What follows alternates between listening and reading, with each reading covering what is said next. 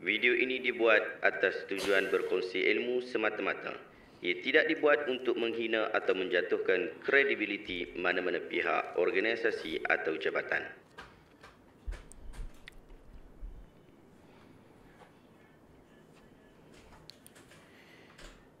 Assalamualaikum warahmatullahi wabarakatuh. Saya Syekh Hamudin. Terima kasih banyak kerana anda berada di channel YouTube saya dan terima kasih banyak jika anda telah tekan butang subscribe. Kalau belum tekan butang berkenaan, tekan butang itu sekarang. Jika ada video-video yang bermanfaat, insya-Allah akan ada di feed YouTube anda. Sahabat-sahabat, baru-baru ini telah jadi isu berkaitan tentang nama Allah, isu lagi dan lagi. Jom kita tengok video ini dahulu, kemudian kita berikan reaction selepas itu. Dalam isu ini, seperti dalam kenyataan media saya pada 4 Januari 2010, dan saya juga telah mengemukakan kertas kajian dalam seminar anjuran Institut Pemahaman Islam IKIM pada tahun 2010 yang telah diterbitkan sebagai buku kecil yang bertajuk Allah, Kalimah yang Benar, Tujuan yang Salah pada bulan Januari 2010 yang lalu. Kalimah Allah adalah satu perkataan yang mengikut maksud asal bahasa Al-Quran. Dia sahaja Tuhan yang Maha Esa adalah tidak boleh diterjemahkan ke dalam mana-mana bahasa secara tepat. Kalimah Allah tidak wajar disalahguna oleh pihak lain terhadap masyarakat Islam sehingga menimbulkan kekeliruan. Oleh itu penganut Islam berbagai bangsa tetap menyebut perkataan Allah tanpa terjemahan apabila menterjemahkan Al-Quran dalam bahasa masing-masing dan ketika beribadat. Walau bagaimanapun, Islam tidak menghalang penganut agama lain menggunakan kalimah Allah dalam amalan mereka, walaupun tidak mencapai maksud asal bahasa Al-Quran. Al-Quran sendiri menyebut apa hubungan dengan perkara ini, iaitulah ayat dalam surah Al-Imran 64. Katakanlah wahai Muhammad, wahai ahli kitab, marilah kepada satu kalimah yang bersamaan antara kami dengan kamu, iaitu kita semua tidak menyembah malaikat Allah, memakai perkataan Allah, dan kita tidak sekutukan dengannya sesuatu jua pun, dan jangan pula sebahagian dari kita mengambil akan sebahagian yang lain para padri, sami dan pemimpin-pemimpin untuk dijadikan orang-orang yang dipuja dan didewa-dewakan selain dari Allah. Alhamdulillah sahabat-sahabat, kita telah menonton video berkenaan. Jom kita berikan reaction. Sahabat-sahabat, seringkali saya cuba mengelak untuk berbicara tentang isu penggunaan kalimah Allah oleh orang bukan Islam, kerana para ulama kita di Malaysia secara khususnya telah berselisih di dalam isu ini. Ada yang terbuka menerima dengan syarat seperti mana yang disebutkan oleh Dr. Mazhar, dan ada juga yang tidak menerimanya seperti pendapat Dr. Zulkifli Al-Bakri. Kemudian pihak pentadbir agama seperti MKI yang dianggotai oleh raja-raja dan sultan-sultan kita juga telah mengambil keputusan terhadap isu ini. Isu ini pada peringkat awal bukanlah isu yang besar, tetapi apabila ia menjadi isu mahkamah pada tahun 2008 yang lalu, ketika CD berjudul Cara Hidup dalam Kerajaan Allah, Hidup Benar dalam Kerajaan Allah dan Ibadah yang Benar dalam Kerajaan Allah, telah dirampas daripada Jill Island. Sebaik saja dia tiba di terminal tambang murah waktu ketika itu, nama tu yang itulah LCCT di Sepang pada 11 Mei 2008. Jill Island ini pula adalah orang Sarawak, bukan daripada Semenanjung. Jadi agak wajar apabila dia memiliki CD yang ada tulisan Allah, kerana masyarakat Kristian di Sarawak menggunakan kalimah Allah dalam bahasa Malaysia dalam mengamalkan agama mereka sejak abad berabad. Anda boleh confirmkan hal ini dengan mereka. Bahkan jika ada daripada kalangan sahabat Muslim dan Kristian di Sarawak yang sedang menonton sekarang ini, anda juga digalakkan untuk komen di bahagian bawah video ini. Cuma apabila Jill Island kena tahan di LCCT, jadilah isu mahkamah antara Jill Island melawan Kementerian Dalam Negeri yang merampas CD beliau. Maksudnya, seorang rakyat Malaysia melawan kerajaan Malaysia. Polemik ini berlarutan dari tahun 2008 pada zaman pemerintahan Tun Abdullah Ahmad Badawi sehingga tahun 2021, iaitu pada zaman Tan Sri Muhyiddin Yassin. Akhirnya Hakim Mahkamah Tinggi Nur B. Arifin, seorang muslimah yang pakar dalam bidang kehakiman, telah memutuskan bahawa Jill Island tidak bersalah dan kerajaan Malaysia telah kalah dalam persidangan berkenaan. Cuma, Mahkamah Tinggi beri kebenaran untuk teruskan rayuan jika kerajaan Malaysia merasakan bahawa mereka mereka boleh menang. Jadi selang 2 hari sahaja selepas keputusan dikeluarkan, kerajaan Malaysia menghantar satu rayuan, secara tepatnya pada 12 Mac 2021. Tetapi polemik dan politikus mula bising apabila kerajaan Malaysia yang diketuai oleh Datuk Seri Anwar Ibrahim pada 14 April yang lepas mahu mengaku kalah dan tidak memanjangkan isu ini, angkat bendera putih. Jadi kerajaan telah menghantar notis pemberhentian rayuan semakan kehakiman. Bagi kerajaan, ini adalah isu teknikal sahaja dan sangat peribadi. Ia tidak menjejaskan kedudukan agama Islam sebagai agama persekutuan. Persidangan yang berlanjutan itu juga tidak memberikan banyak manfaat. Oleh itu, ada beberapa NGO dan kumpulan-kumpulan yang tidak berpuas hati. Mereka nak kerajaan teruskan dan tak mengaku kalah. Bagi mereka, perjuangan belum berakhir. Teruskan sehingga Jill Island itu didakwa melakukan kesalahan. Pada saya, isu ini adalah isu pentadbiran kerajaan yang berhak memilih untuk terus atau berhenti. Memilih salah satu daripada kedua-duanya adalah hak kerajaan yang perlu dihormati dengan syarat ia telah dinilai dengan sepenuh perhatian dan amanah. Sekalipun kritikan tidak perlu mati di dalam isu ini. Orang yang mahu mengkritik boleh teruskan mengkritik. Anda boleh terus tidak bersetuju dan boleh mengambil tindakan yang wajar. Tetapi kerajaan juga berhak memilih pandangan yang mereka yakin memberikan manfaat kepada rakyat Malaysia. Kedua, isunya bukanlah isu memberikan kebenaran kepada orang bukan Islam untuk guna nama Allah ataupun tidak. Kerana sebelum saya lahir lagi, sejak tahun 1983, kerajaan Malaysia di bawah pemerintahan Tun Mahathir telah memutuskan bahawa 4 kalimah, iaitu Allah, Baitullah, Kaabah dan Salat, boleh digunakan dengan syarat bukan dalam bahasa Malaysia. Hakim Mahkamah Tinggi juga mengatakan bahawa dengan menggunakan perkataan-perkataan ini, ia tidak akan mengganggu-gugat kedudukan agama Islam. Menarik lagi sahabat-sahabat, dalam masyarakat Islam yang majoriti dan bukan Islam yang khususnya Kristian yang minoriti, sepatutnya bukanlah orang Islam yang bimbang, tetapi orang Kristianlah yang patut bimbang. Bahkan saya yakin ramai orang Kristian juga tak bersetuju dan tak mahu gunakan nama Allah bagi menunjukkan Tuhan mereka. Tetapi yang pelik berlaku pada hari ini, orang Islam pula yang rasa tergugat dan rasa bimbang. Sahabat-sahabat, demikian juga melarang orang bukan Islam menggunakan nama Allah secara mutlak bukanlah satu larangan yang bijak menurut pandangan saya. Bayangkan di dalam lagu Negeri Johor yang saya nyanyikan hampir setiap minggu dekat sekolah dulu, mempunyai nama Allah. Dengan merdeka bersatu hati, Allah berkati Johor. Allah selamatkan Sultan.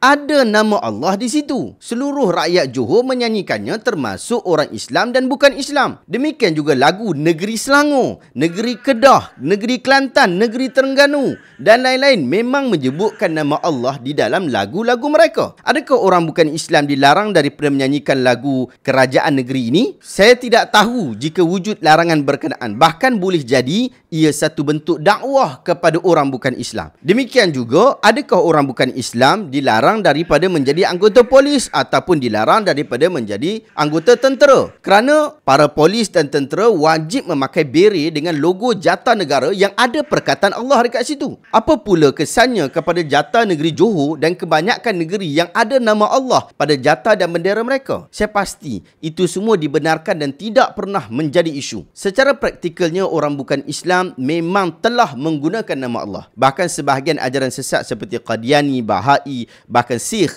menggunakan nama Allah apabila merujuk Tuhan mereka. Apatah lagi kita semua sepakat bahawa jika orang bukan Islam menggunakan perkataan Allah bagi merujuk Tuhan yang benar, tak ada masalah. Seperti dia kata, saya doakan semoga Allah mudahkan urusan anda. Padahal dia yang kata itu adalah seorang Kristian, dia yang kata itu adalah seorang Buddha. Adakah kita nak kata, awak sebut tu salah? Awak kena kata semoga Tuhan Yesus memudahkan urusan saya, bukan Allah, kerana Allah adalah Tuhan kami, bukan Tuhan kamu. Ini adalah kata-kata yang salah. Apa yang disebutkan oleh orang bukan Islam tadi dah betul dah. Dia merujuk Allah sebagai Tuhan. Oleh itu, jika ada translation yang betul di dalam Bible dengan menggunakan nama Allah, maka kita tak ada masalah. Seperti kenyataan dalam Bible Alkitab berbahasa Melayu yang dibenarkan import daripada Indonesia pada tahun 2011 oleh Kabinet Datuk Seri Najib Tun Razak. Dalam versi itu menyebutkan pada kitab Kejadian, pada mulanya Allah menciptakan langit dan bumi. Adakah kita nak pertikaikan kenyataan ini? Tidak. Kita kata okey dah bab tu, tak ada masalah. salah. Kalau translate bahasa Arab, dia akan jadi fil bad'i khalaqallahu samawati wal ard. Kita okey sebab dia gunakan Allah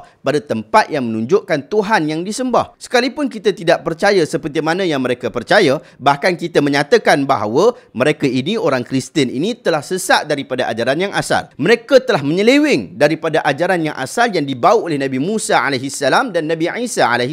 Kita tak pertikaikan bahawa orang Kristian dan orang Yahudi ini pada asalnya mereka ini beriman seperti mana kita beriman, bertuhan seperti mana kita bertuhan. Tetapi kita mempertikaikan kebenaran mereka di dalam mengikuti ajaran asal yang dibawa oleh para Nabi. Apabila mereka menggunakan nama Allah, kita tak pelik. Bahkan kalau kita kata mereka ini tidak beriman kepada Allah, bagaimana kita nak faham ayat 72 surah Al-Ma'idah? Laqad kafara alladhina qalu innallaha huwal masih ibn Maryam wa qala al-masih ya bani Israel u'budullah rabbi wa rabbakum innahu man yushrik billah faqad harramallahu alaihi al-jannah wa ma'wahu an-nar wa ma lidh-dhalimina min ansar. Telah kafirlah orang yang mengatakan bahawa Allah itu ialah Al-Masih bin Maryam. Padahal Al-Masih itu sendiri berkata, wahai Bani Israel, sembahlah Allah, Tuhan aku dan Tuhan kamu. Sesungguhnya sesiapa yang mempersekutukan Allah, syirik kepada Allah dengan sesuatu, maka sungguh Allah mengharamkan syurga bagi diri dia dan tempat dia adalah di dalam api neraka dan tidak ada seorang penolong pun bagi orang-orang yang zalim itu. Surah Al-Maidah ayat 72.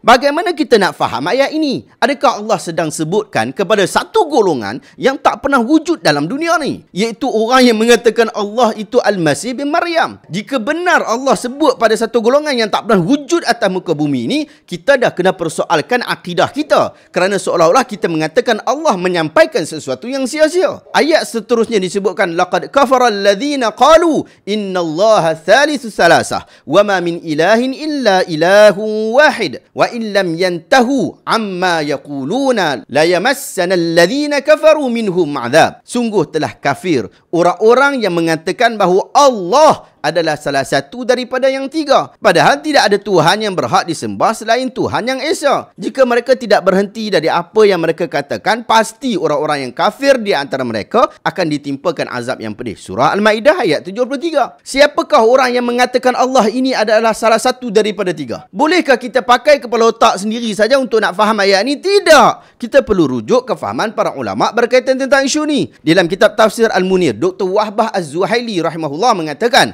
selepas Allah menjelaskan tentang Yahudi serta keingkaran mereka, demikian juga beberapa pandangan buruk mereka, Allah huraikan pula berkaitan pegangan teruk Nasrani atau kita sebut Kristian apabila mendakwa ketuhanan kepada Al-Masih alaihissalam, mengatakan dia adalah anak Tuhan, iaitu Allah berada pada zat Isa dan bersatu pada zatnya. Anda boleh rujuk pada jilid yang ke-6 muka surat 271. Jadi kalau orang Kristian sebut Tuhan mereka Allah, kita tak ada masalah kerana itu dah betul. Cuma pegangan mereka telah menyeleweng di dalam isu akidah ini sehingga mengatakan Allah adalah salah satu daripada tiga. Apabila kita percaya kepada Al-Quran, maka kita akan percaya bahawa pegangan yang menyeleweng pada Kristian bukanlah pada isu siapakah Allah, tetapi pada isu syirik kepada Allah. Oleh sebab itu, Allah merekodkan perkara ini di dalam Al-Quran. Kalau ada orang Kristian kata Tuhan mereka bukan Allah, kita tak akan yakin dengan kata-kata mereka kerana Al-Quran telah menjelaskan akidah mereka itu dan mereka perlu bertaubat serta mengikuti ajaran Nabi Muhammad SAW. Sahabat-sahabat, nama-nama Nabi seperti Aisyah, Daud, Sulaiman, Yaqub, Yunus, Zakaria, Zulkifli dan lain-lain lagi telah disebutkan oleh mereka daripada sumber-sumber mereka sendiri, iaitu kitab Taurat dan kitab Injil. Dalam Bible ada nama-nama ni. Bahkan apabila kita sebut tentang Israiliyat, kita menyatakan bahawa ada kisah Israiliyat yang wajib kita percaya, yang wajib kita tolak dan yang tak wajib kita terima, tak wajib kita tolak. Sebab apa ada pembahagian tiga macam ni? Kerana ajaran mereka itu berasal daripada ajaran yang benar, kemudian diselewengkan oleh orang kemudian. Boleh jadi ada fakta mereka yang tepat, ada pula fakta mereka yang menyeleweng, dan boleh jadi juga ada fakta mereka yang tak diriwayatkan oleh Al-Quran dan Al-Sunnah. Tetapi perkara itu boleh dipertimbangkan daripada sudut semakan sejarah. Antaranya, ramai orang kita percaya bahawa nama isteri Al-Aziz dalam kisah Nabi Yusuf itu adalah Zulaikha. Ambil mana nama Zulaikha ni? Ada dalam Quran ke sebut? Ada dalam hadis ke sebut? Tidak ada. Bahkan ia diambil daripada cerita-cerita Israiliyat. Bahkan orang Melayu kita hari ni duk dabik dada lah kata kita ni keturunan daripada Nabi Ibrahim, daripada isterinya yang bernama Keturah. Mereka ambil mana riwayat Keturah ni? ini. Tidak ada dalam Quran, tidak di dalam hadis menyebutkannya, tetapi ia wujud di dalam Bible. Anda boleh rujuk dalam Bible, Old Testament, kitab Genesis nombor 25. Orang kita memang rujuk Bible dalam bab tu. Itu adalah hujah mereka yang paling tinggi di dalam bab nak mengatakan bahawa mereka juga daripada anak keturunan Nabi Ibrahim alaihissalam. Disebutkan dalam kitab Bible tu, then again Abraham took a wife and her name was Keturah. Kalau nak dinafikan perkataan Allah kerana menganggap mereka tidak berasal daripada agama yang benar, kemudian menyeleweng, mengapa masih lagi dibiarkan nama-nama dalam sejarah digunakan? Seperti nama Nabi-Nabi dan Rasul. Bahkan nama sebahagian tokoh. Itu perlu difikirkan dengan lebih mendalam. Sahabat-sahabat, ada sebahagian sahabat-sahabat kita kata orang bukan Islam tak boleh guna nama Allah pada tempat yang tak patut. Saya setuju dengan perkara berkenaan. Cuma, saya minta dibawakan contoh yang praktikal terhadap hal itu supaya kita boleh segera bersetuju. Bahkan saya mahu menambah bahawa bukan sekadar orang bukan Islam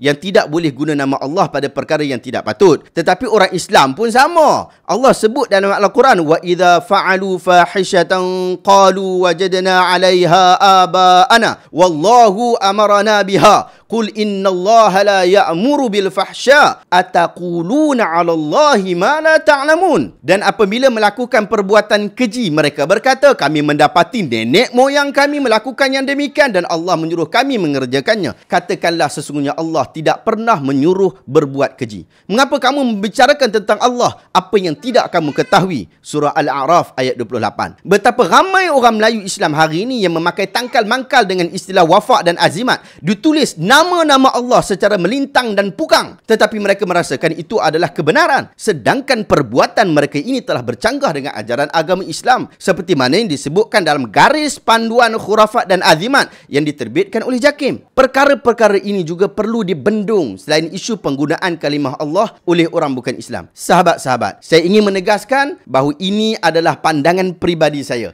Ia tak mampu mengikat sesiapa pun. Bahkan anda berhak memilih mana-mana pandangan para ulama di Malaysia di dalam hal ini secara peribadi. Tetapi perlu diingatkan bahawa apabila ia melibatkan isu pemerintahan, maka kaedah berikut perlu difahami. Tasarruful imam ala ra'iyah manutun bil maslahah. Polisi dan tindakan pemerintah mestilah tertakluk kepada maslahat terhadap rakyat. Pemerintah berhak memilih mana-mana pendapat yang mendatangkan kebaikan yang lebih besar kepada rakyat menurut dapatan kajian dan semakannya. Oleh sebab itu Imam Asy-Syafi'i rahimahullah menyebutkan manzilatal imam minar ra'iyah manzilatal wali minal yatim. Kedudukan pemerintah terhadap rakyat adalah seperti kedudukan wali bagi anak-anak yatim. Anda boleh rujuk dalam kitab Al-Ashbah wa Nadhair muka surat 121. Kerajaan Malaysia mengambil keputusan untuk tidak meneruskan perbicaraan isu berkenaan. Duli Yang Maha Mulia Sultan di negeri yang saya mukim sekarang ini, iaitu negeri Selangor, mengambil pendapat bahawa orang bukan Islam tidak boleh menggunakan perkataan Allah. Ini ialah pendirian kerajaan negeri sejak tahun 1988 lagi, dan ia tidak berubah sejak hari itu sehingga kepada hari ini. Bahkan fatwa Selangor pada 18 Februari tahun 2010 telah menfatwakan dan mewartakan fatwa berkaitan tentang isu ini. Marilah kita menghormati bersama-sama kerana itulah yang terbaik buat kita semua. Wallahu ta'ala alam. Saya harap anda dapat sesuatu ilmu yang bermanfaat pada hari ini.